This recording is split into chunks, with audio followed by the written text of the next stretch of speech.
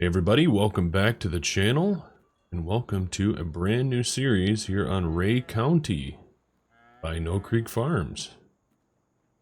So we were just in here getting the milking robots going. There's having some issues, but got them all fixed and ready to go. Got a big day of mowing ahead of us on the farm here. Let's open up this overhead door and get out this way.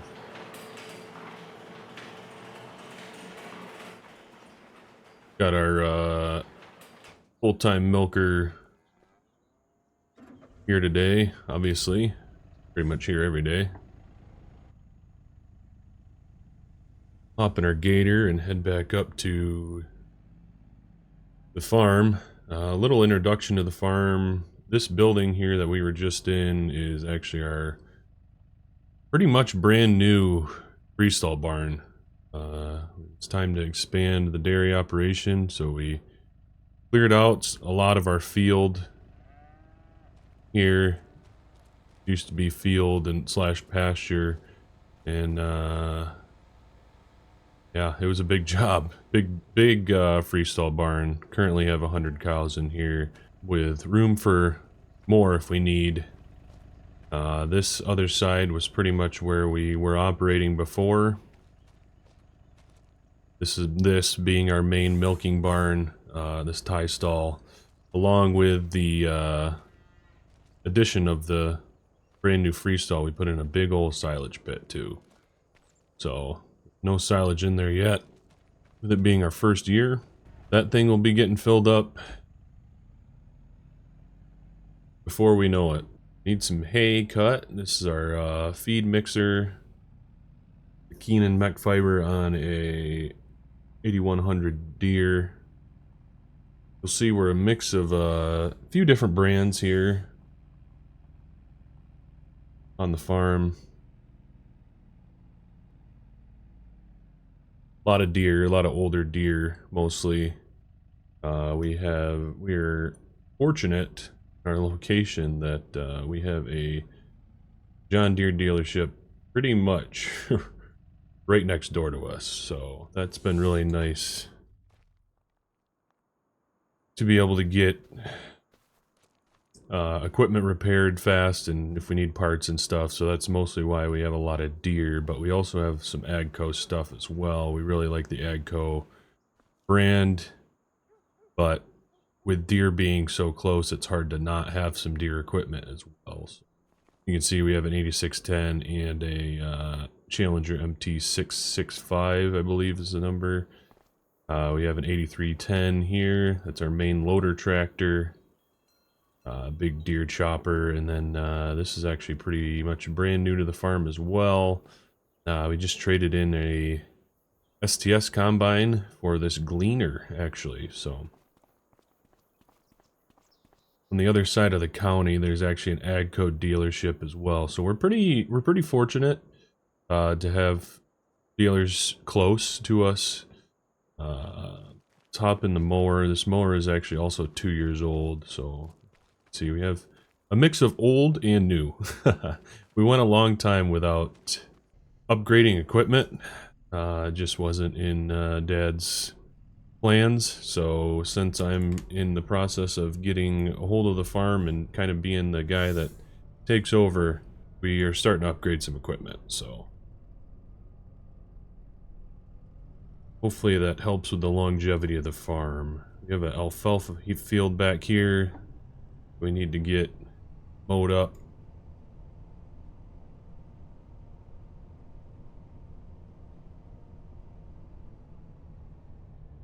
It's got a little laneway that leads to the back of the back of this field,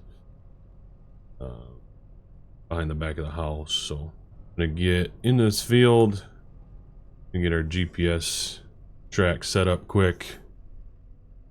Catch back up with you here in a second. Alright, we got our first headland off. We're gonna do 3 of those. This alfalfa.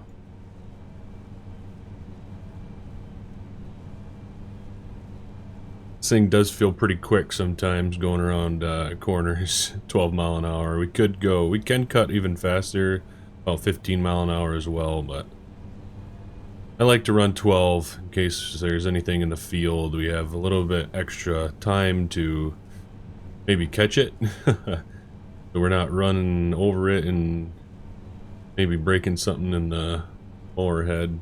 Like I said, this is second year now with this machine. We used to run a trailed pull type like center pivot mower, an older New Holland. My first year of kind of taking charge of the farm was that I wanted to upgrade the mower. So this is what we got. We invested in a MacDon self-propelled mower here. Is a very, very nice piece of equipment. Turns on a dime. Very comfortable. Pretty quiet as well. So I've been very happy with it so far. Sure, this will be what we run the mower with for a long time on this farm for now. So this was kind of our tax write-off about 2 years ago. So leaving a nice swath. Happy with that. Looking good. The west side of this field actually is, there's a laneway here that leads down to the road. This is our neighbor's field actually. You're gonna notice as I continue to make videos that there are lots of fields intertwined. Not a lot of guys have just big parcels of fields all together. Lots of different fields that belong to different people, kind of all intertwined throughout the county here. So there's quite a few fields actually that run right up next to our farm, that pretty close to our farm, that you'd imagine that we would own, but we don't. Just how things kind of progress throughout history, and yeah.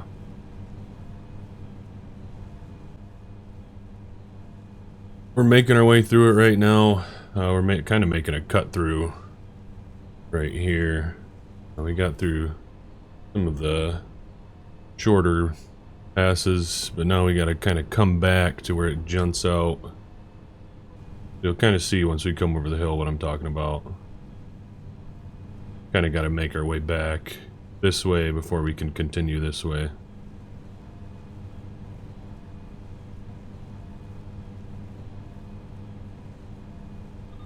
We got that section done up there.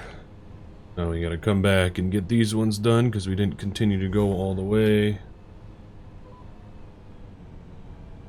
There we go. Really enjoying being out here mowing right now again. Really nice. Never ran a swather like this. It's not as big of a deal with the disc type mowers compared to something like a reel type. I've actually ran a reel just once, a reel type mower for a buddy of mine. What was that, 2 years ago now maybe? You really got to be careful where you mow, because you don't want to be, really got to kind of think about it, because you don't want to run the head into the already cut swaths, because it'll clog those type of heads up. These disc type ones, it's not as big of a deal, because they can kind of handle that a little bit more, but yeah, the reel type ones they can be a bit tricky. Those ones are nice though, because they are a bit wider. The one I ran was about 20, was it 20 foot I think, or maybe 15 foot on a New Holland. Anyway. Yeah, this one though, these type, it's not as big of a deal, but just something to kind of think about. Follow the swath, so we're trying not to run over as much as we can. Obviously, it's inevitable at some point. Really much you can do about it. Sometimes a bit odd. Kinda sends you off course like that. I don't know why it does that. There we go. We're doing it. Back on the straight and narrow. Pretty basic cab, honestly, in here. Not a whole lot of buttons or anything, just what you need. I mean, it's a mower, so not really much need for a ton of technology. We got our auto steer, which is nice. Got our AC, which is a must. But as you'll kind of see as we keep pushing videos out, these fields are, you know, they got some roll to them, which is nice. But also, they have a lot of waterways in them.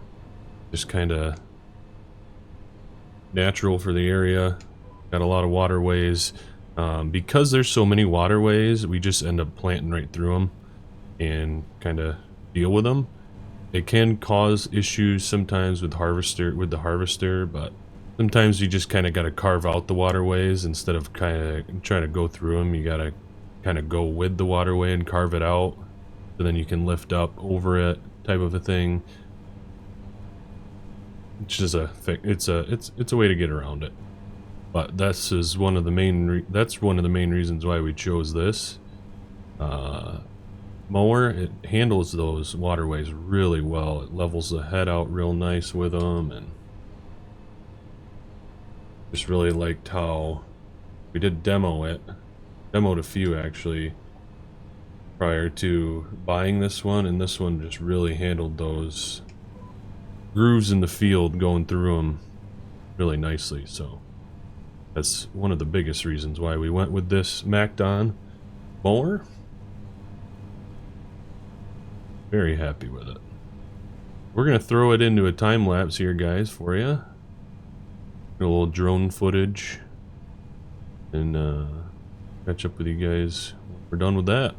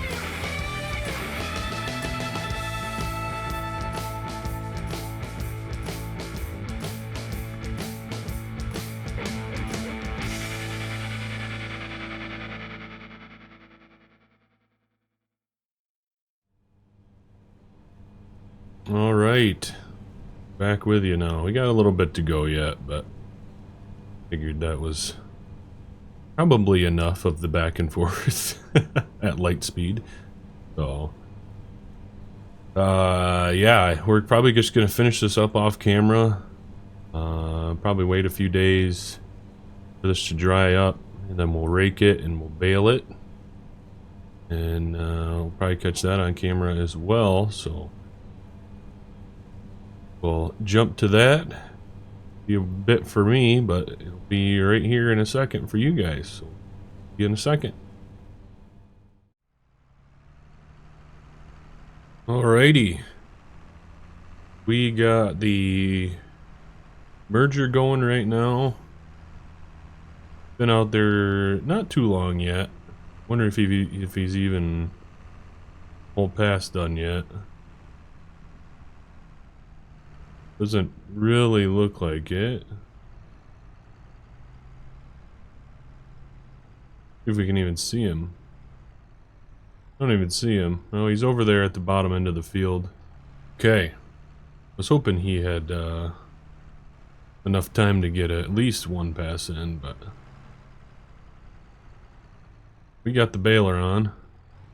42 for 55. We'll lower that down. And let's get some hay made. I think he's like backing into the corners and stuff, which is kind of interesting.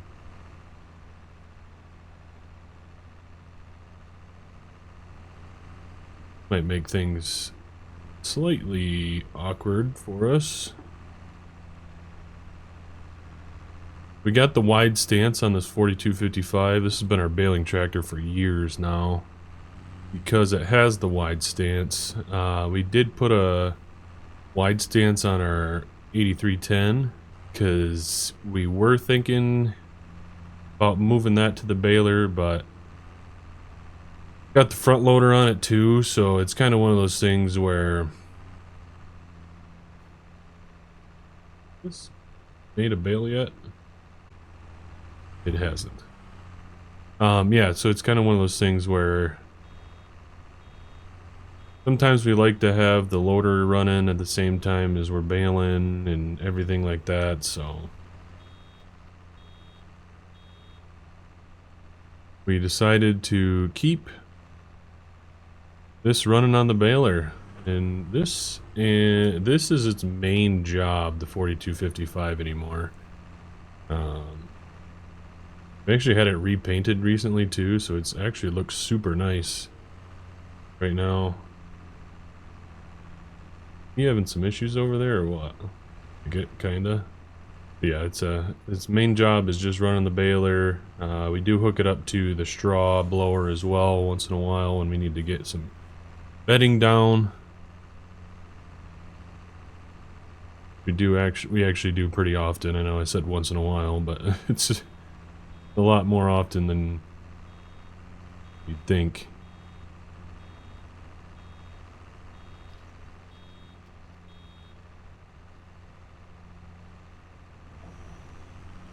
There we go. Only running about 6 miles an hour. Anything more than that, really, we find that we can really plug up the pickup on the baler. Got to give it kind of ample time to pick up the hay without clogging it. These are some rough windrows. Interested to see what it's how that's running right now. They look very choppy. I don't know why. It's a good thing that we have the wide stance, or else we would be all over the place if we were needing to drive on these windrows partially, which if you don't have the wide stance, that is how it goes. Well, we made 3 bales so far. Seems like it's yielding pretty good right now.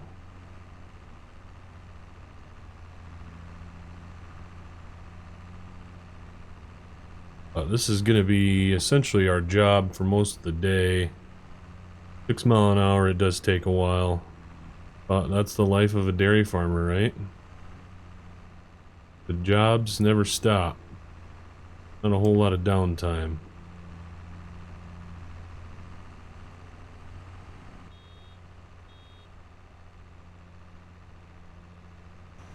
Alright, 4 bales out. Probably catch you guys again once we get onto straight rows. Takes a little bit more focus, concentration when we're running end rows, because you gotta be turning and stuff, but instead of just going straight. So we'll catch up with you guys here shortly. Alrighty, we got all the wonky bits cleaned up. A little bumpy in here. Yeah, all the wonky bits cleaned up. Now we're just kind of going on the straight rows. Well, straight-ish. Bit strange how the merger's running. He like goes straight and then veers off right. I don't know why that is, but in-game worker things, you know. I'm sure you guys have noticed that it doesn't always just do straight lines, which is a bit odd. Whatever, it is what it is. So, but yeah, we're getting after. It's gonna be a long job, but I don't even know how many bales we actually have. I've lost count at this point. So we will have a nice amount. I did get 2 grass fields mowed as well, in which we are probably going to end up baling those and wrapping those. So that's kind of the next job on the list, as it's nearing the end of August. That's probably going to be more of an April or August, September job. Wait. Yeah, September. I had to go through the months in my head. That white looks good on the merger. Ain't she a beaut? But we'll toss it into a time lapse again. Second time lapse of the episode. You're welcome. And catch up with you guys again shortly.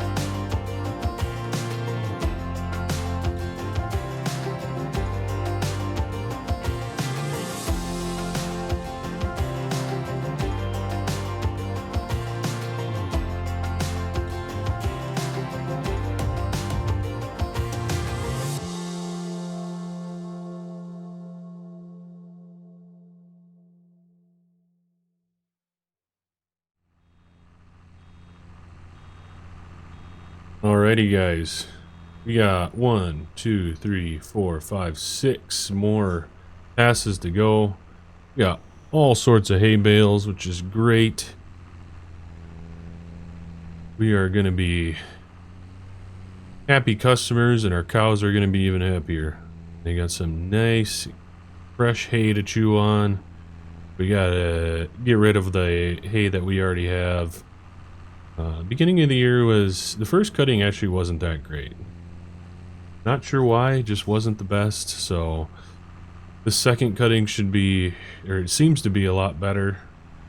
The hay itself seems to be much better as well, so...